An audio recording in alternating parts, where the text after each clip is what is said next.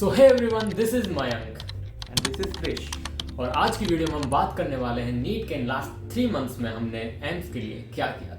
So let's start. So students और जो सबसे ज़्यादा नीट एस्पिरेंट्स हैं उन्होंने कुछ हमसे बेसिक क्वेश्चन पूछे, उन्हीं से स्टार्ट करते हैं। तो पहला क्वेश्चन था कि हमारा सिलेबस कब कंप्लीट हुआ, क्योंकि सिलेबस ना एक बहुत इंपॉर्टेंट रोल प्ले करता है, उसी के हिसाब से तुम्हारी स्ट्रेटेजीज बनती हैं और बनती हैं। सो क्रिस, तुम्हारा सिलेबस कब कंप्लीट हुआ था? मेरा सिलेबस यार फेब एंड के आसपास कंप्लीट हो चुका था। ओके, और मेरा सिलेबस हुआ था जनवरी के something, I think it's around 20th of Jan को कंप्लीट हुआ था। ओके, सो उसके बाद में तुमने जब सिलेबस कंप्लीट नहीं हुआ था उससे पहले तुम कितने घंटे पढ़ते थे? देख यार, मेरा कभी भी कोई भी शेड्यूल, मेरा कोई फिक्स शेड्यूल नहीं था पढ़ने का। मेरा ऐसा था कि मेरे पे ये टॉपिक्स हैं जो अगले मॉक टेस्ट में आने वाला होता था, मैं बस उस पर ध्यान देता था और करंट सिलेबस पे ध्यान देता था। मैं कभी मतलब ऐसे फिक्स शेड्यूल के साथ मैंने पढ़ाई करी नहीं है कि मतलब आज मेरा मतलब ये है कि मतलब आज मेरा इतना पढ़ने का मैंने डिसाइड करा है तो वो कंप्लीट करना है। मेन में मतलब टास्क बेस्ड स्टडी ज़्यादा करता था कंपेयर टू अगर आप बोलोगे तो कि कितने घंटे पढ़ता है। ओके, मतलब आवर्स का तुम कैलकुलेट करके रखते थे, नॉट अ सिलेबस? हाँ नहीं, मैं टास्क बेस्ड करता था कि मतलब सिलेबस बेस्ड। हाँ, मतलब डेली का इतना गोल फिक्स कर लिया तो उस गोल को आज कंप्लीट करना है कि आज इतना करना है मेरे को, मतलब 100 क्वेश्चन इसके मैंने देख लिए तो ये 100 क्वेश्चन आज मेरे को कंप्लीट करने हैं। ओके, चाहे उसके लिए तुम्हें कितने भी घंटे हाँ। मेरा भी मतलब ऑलमोस्ट सेम था, बट ये था कि मैं, क्योंकि देखो गोल, अब देखो इसमें एक पॉइंट क्वेश्चन बच्चों का गोल से रिलेटेड भी और बात भी गोल से स्टार्ट हो चुकी है। तो मेरा सेम सिस्टम था कि मैं गोल रखता था, बट अब वो गोल इतना भी बड़ा मत रखो ना कि तुम कह रहे हो आज के दिन में पूरी की पूरी रियोप्टिक्स पढ़ दूंगा इधर फिजिक्स के अंदर और उधर से बायोलॉजी के अंदर मॉर्फोलॉजी और पूरी एनाटॉमी का एक साथ कर दूंगा। ये तो पॉसिबल नहीं है ना यार, तू ही बता। ये मतलब थोड़े गोल्स अपने जो आप रखो वो रियलिस्टिक रखो। सही बात। और उसके साथ है ना एक चीज, जैसे आपने सोच ली कि आज मेरे को है ना 100 क्वेश्चन फिजिक्स के करने हैं तो करने ही है, तो फिर भले ही रात के 4 बज जाए, मतलब एक बार आप अगर गोल सेट कर लो तो आप ट्राई करो कि गोल को आप अकम्प्लिश करो। मतलब आप अगर उसमें बीच में छोड़ने की आदत अगर डाल दोगे उसको तो फिर आप मतलब आपकी वही कंटिन्यूटी में आदत बन जाएगी और फिर आप मतलब नहीं हो पाएगी आपकी स्टडी। और वन मोर थिंग, जैसे इन्होंने बताया रियलिस्टिक, अगर तुम्हारे गोल है ना रियलिस्टिक होंगे ना, एक बात ध्यान रखना, वो तुम्हें मोटिवेट करेंगे आगे और पढ़ाई करने के लिए। ये बहुत इंपॉर्टेंट है। अगर तुमने अचीव ही नहीं कर पाए, तुमने रखा कि आज मैं ये करूंगा और तुमने अचीव नहीं किया, फिर तुमको ऑटोमेटिकली 90% चांस है अगले दिन डिमोटिवेटेड फील होगा कि हाँ यार वो गोल ही है, जब गोल अचीव नहीं हुआ। तो इसलिए अगर तुम छोटे रखो गोल भले, बट रियलिस्टिक गोल हो, ये इंपॉर्टेंट बात है। और ऐसे रखो कि भली अगर हैवी टॉपिक रख रहे हो ना तो दूसरा टॉपिक दूसरा आपको लाइट ही रखना पड़ेगा। आप मतलब ये नहीं कर सकते कि आपने रे ऑप्टिक्स के साथ इलेक्ट्रोडायनेमिक्स को कर दिया। बिल्कुल सही बात है। अब बात करते हैं कि डेली हम कितने घंटे पढ़ते थे। पहले क्रिस तुम बताओ, तुम कितने घंटे पढ़ते थे? मेरा मैंने पहले ही बताया कि मतलब कोई मतलब शेड्यूल था ही नहीं, मतलब ऐसा मेन टास्क बेस्ड ही था। मतलब आज मैंने मतलब चाहे वो मेरा सिलेबस 4 घंटे में कंप्लीट हो जाए, चाहे वो मेरा सिलेबस मेरे को लग जाए आज मेरे को 8 घंटे लग जाए, बट मतलब मुझे कुल मिला के वो था कि मैं टास्क बेस्ड ज़्यादा करता था। और वो भी मोस्टली तुम मान सकते हो कि जैसे हमारे क्या होता था, हमारा सिस्टम होता था जिसमें 21 दिन में हमारे मॉक टेस्ट होते थे। तो 21 दिन में मान ले कि अभी पहला हफ्ता चल रहा है, पहला हफ्ता थोड़ा सा मतलब वही चिल चलता था। हाँ, पहला हफ्ता अभी वो टेस्ट दे के निकले तो वो वाला सीन होता था। पहला हफ्ता चिल ही होता है, पर फिर भी आपको रिकमेंड नहीं करेंगे क्योंकि अब तो वैसे भी सबका ऑलरेडी हो चुका है कोर्स कंप्लीट, तो अब तो सबकी टेस्ट सीरीज चल रही होगी यार। धुआंधार। मेरे को सबसे ज्यादा कमेंट टेस्ट सीरीज के रिगार्डिंग नहीं आते हैं। तो मेनली अगर मतलब जैसे आपका सिलेबस खत्म हो चुका है उसके बाद का मैं आपको शेड्यूल बताऊँ तो सबसे बेस्ट मैं आपको बताता हूँ जो मेरा रहता था। मैं क्या करता था, मान लो मैंने सिलेबस एक बार को वैसे कंप्लीट कर लिया नॉर्मली, उसके बाद अब मैं जैसे क्या होता है मेरे हर मतलब 2-3 दिन में टेस्ट होते थे।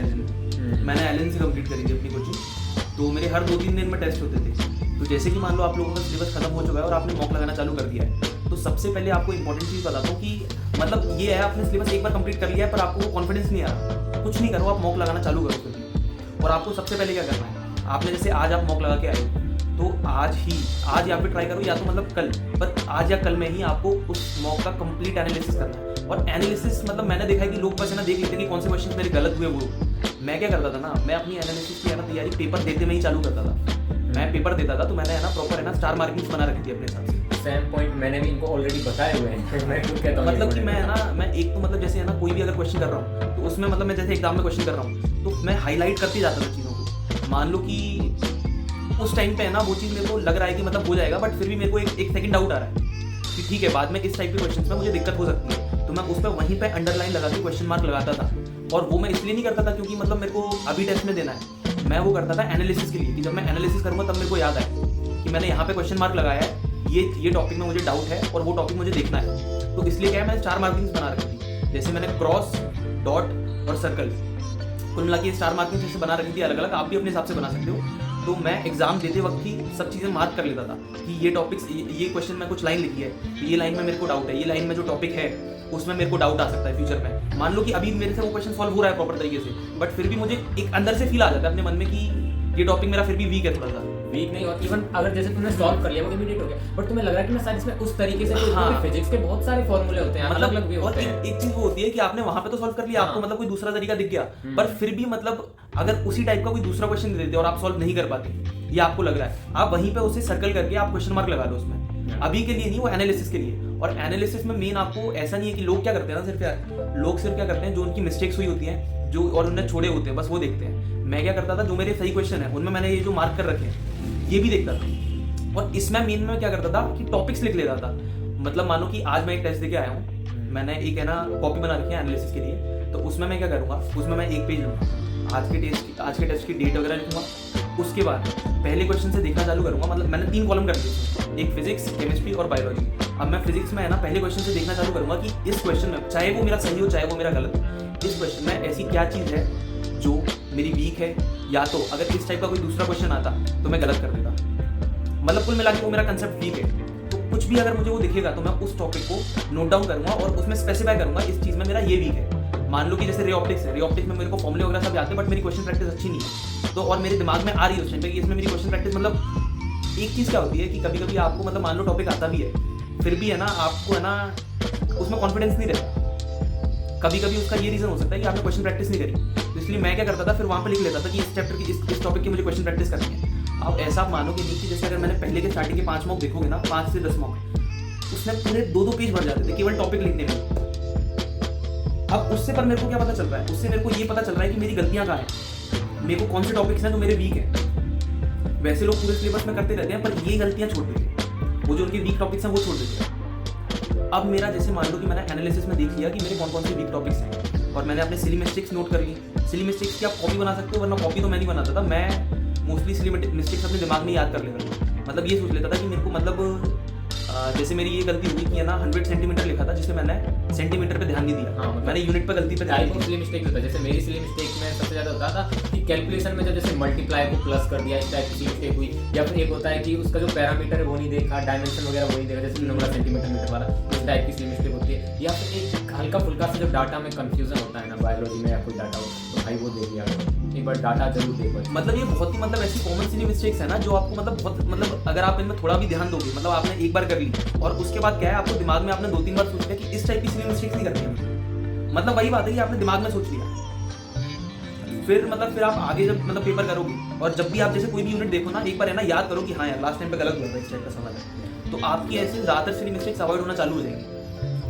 एक ये हो गया, और दूसरा अब क्या है ना, जैसे हमने एनालिसिस कर लिया, अब एनालिसिस के बाद अगले मॉक टेस्ट देने से पहले हम ये ट्राई करेंगे कि जो हमने ये स्पेसिफिक पॉइंट्स लिखे हैं, स्पेसिफिक टॉपिक लिखे हैं, इनमें से जो ज़्यादा इंपॉर्टेंट टॉपिक्स हैं सबसे पहले उन्हें कवर करें। रिसेंटली एक बच्चे ने मुझसे क्वेश्चन पूछा था, वो भी यहाँ कवर कर लेते हैं कि मेरे कुछ वीक पॉइंट्स है फिजिक्स के अंदर, तो मैं उनको क्या अभी के लिए नॉर्मल करता हूँ और यानी मार्च में कर लेता हूँ। कि यार मेरे हिसाब से तो नहीं, क्योंकि अगर तुमने वीक पॉइंट अगर लास्ट के लिए छोड़ दिया तो भाई पैनिक होता है वो बहुत ज़्यादा, क्योंकि उस टाइम प्रेशर होगा। क्योंकि अगर फरवरी तक भी मैं लास्ट एक्सपेक्ट कर सकता हूँ कि हाँ फरवरी तक तुम अपने ऐसे पॉइंट्स है जो तुमको हार्ड लगता है, जिनमें दिक्कत आती है वो कर लो। बट अगर उस टाइम पे ना आदमी पैनिक हो जाता है बंदा कि ये भी नहीं आ रहा है, तो भाई बिल्कुल भी, और इवन कुछ नया पढ़ना भी छोड़ देना चाहिए। एक चीज़ बेसिक ये है कि दोस्तों आप एक बात समझो, कभी ऐसा नहीं होता कि कोई भी टॉपिक में आपको, अगर आपने इज्जत से तैयारी करी है तो मैं मानता हूँ कि अगर आपने इज्जत से तैयारी करी है तो ऐसा नहीं हो सकता कि कोई टॉपिक आपको बिल्कुल भी ना आता हो। हमेशा ये चीज़ होती है कि उस टॉपिक में कुछ पॉइंट्स होंगे या फिर आपकी क्वेश्चन प्रैक्टिस कम होगी, कुछ चीज़ें होंगी जहाँ पे आपकी गलती होगी कोई चैप्टर में। ऐसा नहीं होता कभी कि आपका पूरा चैप्टर ही वीक हो, चैप्टर में पर्टिकुलर टॉपिक्स होंगे जो आपके वीक होंगे। तो ये वाला जो मेथड है जो मैंने आपको बताया, इससे आप उन पर्टिकुलर टॉपिक्स को आइडेंटिफाई कर सकते हो। मान लो कि ऐसे आपने 10-15 मॉक लगा लिए, आप मानो मत मानो, बट 98% में मान सकता हूँ कि 98 to 99% आपके जितने भी वीक टॉपिक्स थे सारे आइडेंटिफाई हो जाएंगे, और आप अगर उन्हें प्रॉपर कर लिया तो आपके मतलब आपको बहुत ज़्यादा राइज मिलेगा आपके मार्क्स में।